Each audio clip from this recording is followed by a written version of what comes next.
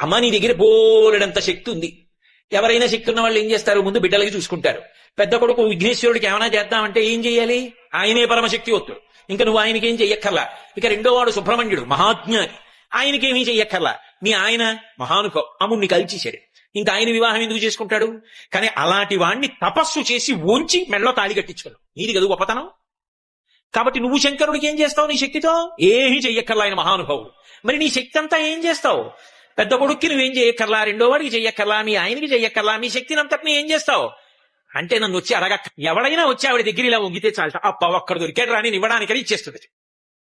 అమ్మా అప్పుట నువ్వు సంతోషంగా నవ్వుతుంది తప్ప, నా దగ్గర ఉన్నది ఇవ్వడానికి ఇవాళుడు దొరికాడు రా నాకని సంతోషిస్తావమ్మా.